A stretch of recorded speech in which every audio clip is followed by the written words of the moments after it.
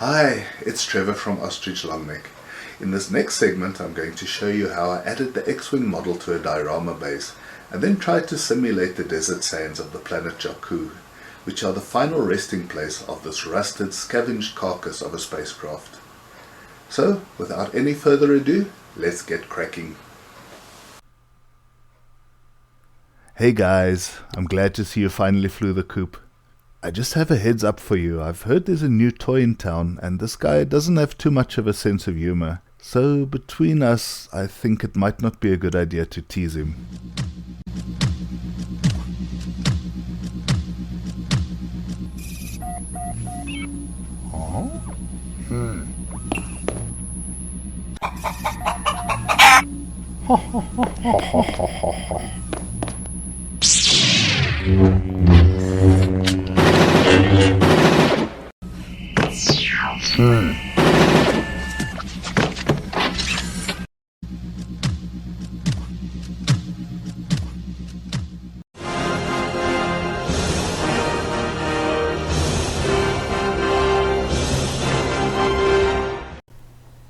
Because the X-Wing was partially buried in the diorama, I needed to hack off a few pieces of the model to simulate this. It didn't have to be the neatest job in the world, as the cut edges would be buried under sand anyway.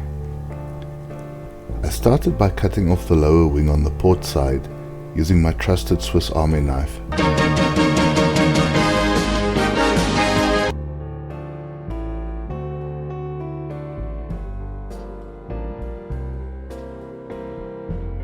From the reference picture, it looks like the X-Wing ploughed into the desert nose first, as this was the part which was buried the deepest. I cut off enough of the front end to make it easier to cover up with sand later, and removed some pieces of the hull to make it appear that the X-Wing had sunk down deep. I used some packing foam on the diorama base in order to provide some height to the diorama.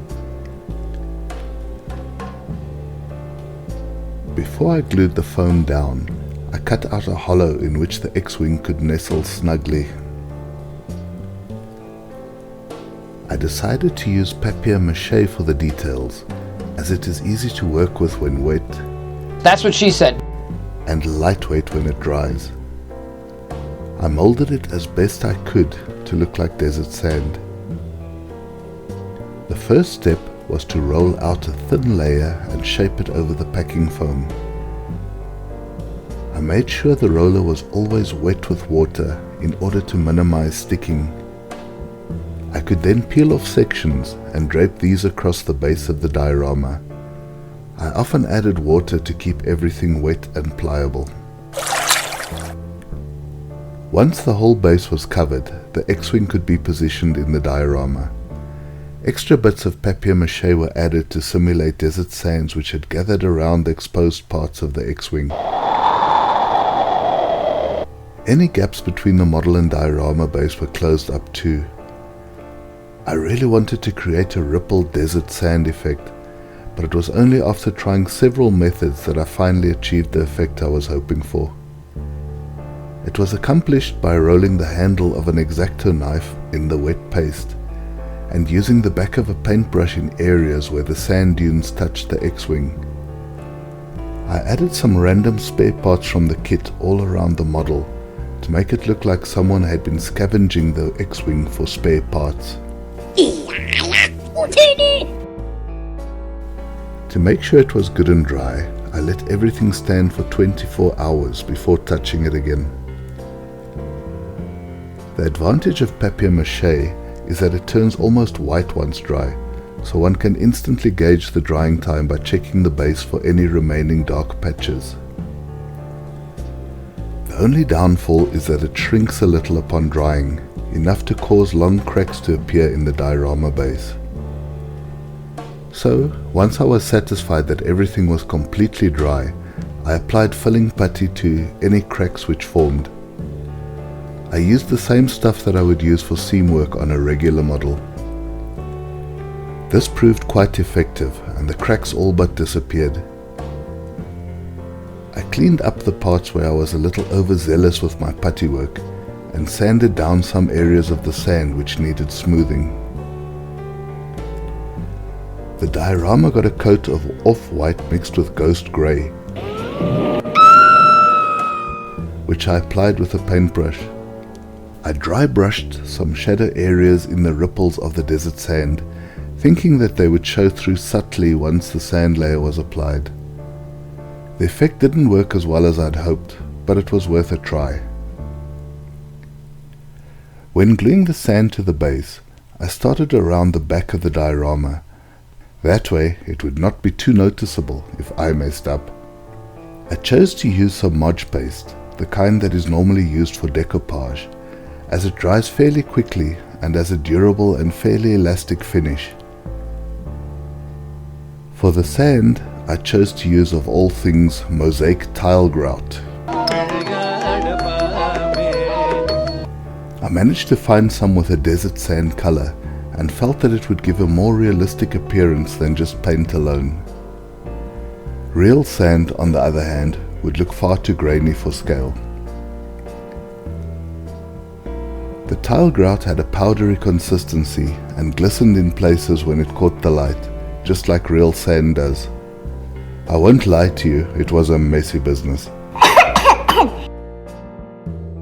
As an added bonus, the tile grout allowed me to give the model a great looking dust coat, which I could simply brush on and it adhered to the model the same way that artist chalk does. After applying the Mod paste, I added the grout and pressed it down gently. The paste dried within minutes, which allowed me to brush off the excess powder and have just enough stay behind. A few patches were noticeable where the sand did not stick too well. These were not a problem, as I went over them with some Mod paste and sand until I was satisfied. The next task was to glue some desert sand to the actual model itself, especially on the wings and the air intakes, where the sand would have collected over time. I applied the Mod paste directly to these areas and added the sand.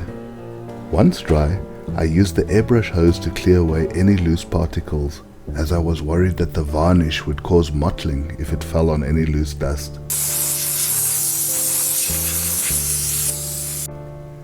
For the first varnish coat, I used micro flat thinned down with 2 parts of water and applied it under high pressure from a distance. My idea was to have the varnish hit the surface of the diorama just before it dried. Luckily, it seemed to work. Once the first coat had sealed the dust layer in, I was able to apply more generous layers of varnish in subsequent coats. I noticed there were still some patches on the desert surface where the sand simply refused to stick. To solve this problem, I mixed up a paste of tile grout and Mod paste thinned with a little water, and applied this directly to the areas where needed. In fact, the paste worked so well that I shaped some of it and molded it directly onto the areas of the model itself where I guessed sand would have built up. After allowing the paste to dry for 24 hours, I noticed that the grout had somehow reacted with the paste and turned a darker color. As a remedy, I simply added another dry coat of dust to these areas.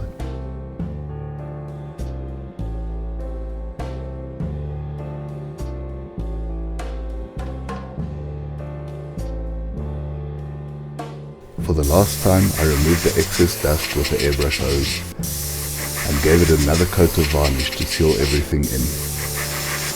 Unfortunately, the shadow effect I'd hoped to achieve on the sand in the initial dry brushing was not very effective. I decided to dry brush some dark brown into the darker areas of the sand ripples. This time it looked much better and brought out the detail quite nicely. All I could find for a reference picture was one fuzzy screenshot, but after studying it I did notice that the cockpit looked all black and charred. This was probably the reason why the poor pilot ended his career by ditching on the surface of Jakku. I used some soot-colored Tamiya weathering powder on the cockpit and some on the engine outlets too.